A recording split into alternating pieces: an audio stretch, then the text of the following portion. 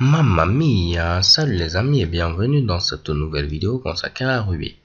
Alors là, je suis au niveau de ma console, j'ai mis ici tout simplement IRB et chez Kebom, je peux commencer à taper quelques petites expressions. Ce qu'on va voir ici, c'est deux autres opérateurs, l'opérateur de puissance et l'opérateur modulo. Ok, donc si je veux avoir par exemple 3 à la puissance 2, je n'aurai qu'à mettre ici 3, je mets ensuite 2 fois l'astérisque et 2. Si vous écrivez ce Mitsubishi, cela veut dire 3 à la puissance 2. J'aurai donc comme résultat 9. De même, si je mets ici 4 à la puissance 2, j'aurai comme résultat 16. Ne pensez pas que je ne peux mettre que des valeurs à la puissance 2. Si je mets 3 à la puissance 3, j'aurai quoi? J'aurai ici 3 fois 3, donc 9. 9 multiplié ensuite par 3, j'aurai 27. Je valide et chez Kebom, j'ai comme résultat ici 27. Donc si vous voulez utiliser la puissance, mettez tout simplement 2 fois l'astérisque. J'ai parlé également ici de l'opérateur modulo. Le modulo permet de retourner tout simplement le résultat de la division entière en deux nombres.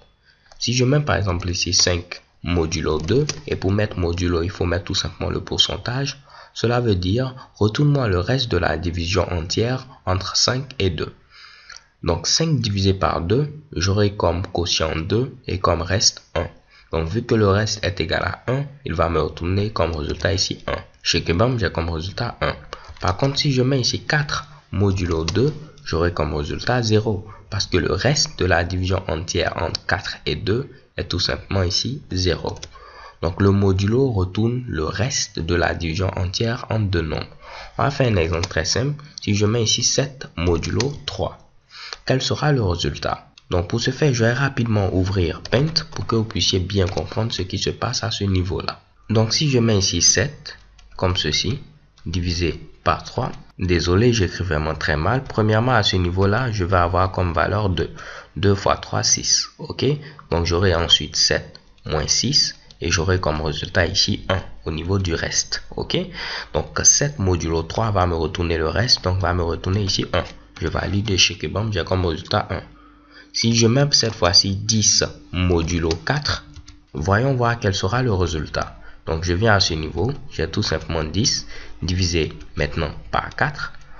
J'aurai ici 2, donc 2 fois 4, 8. J'aurai ici 10 moins 8. Et comme résultat au niveau du reste, j'aurai ici 2. Donc 10 modulo 4, j'aurai ici 2, vu que 2 c'est mon reste. Je valide et chez Kebom, j'ai comme résultat 2. Donc rien de bien compliqué, le modulo vous retourne le reste de la division entière ici entre deux nombres. Alors, supposons aussi que vous souhaitez retourner des valeurs aléatoires.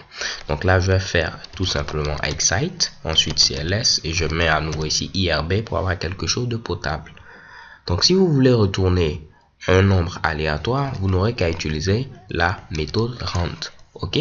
Donc, si vous mettez rand comme ceci ou avec les parenthèses, cela va vous retourner une valeur aléatoire entre 0 et 1. Et 1 n'est pas inclus. Donc, entre 0 et 1, 1 exclu. Donc là, lorsque je mets rand, j'ai des valeurs aléatoires entre 0 et 1. Et 1 exclu. Donc là, autant de fois, j'aurai tout simplement une valeur entre 0 et 1. Que fait maintenant si je veux une valeur entre 0 et 5? Je n'aurai qu'à mettre ici rand 5. Ok? Si je mets rand 5, cela va me donner une valeur entre 0 et 5, mais le 5 est exclu.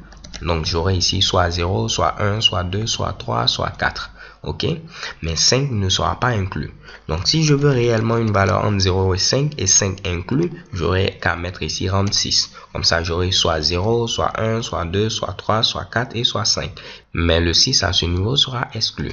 Donc je lance plusieurs fois, vous voyez, il y a des valeurs qui seront maintenant comprises entre 0 ici et 5. Donc les gars, on vient de voir déjà trois choses.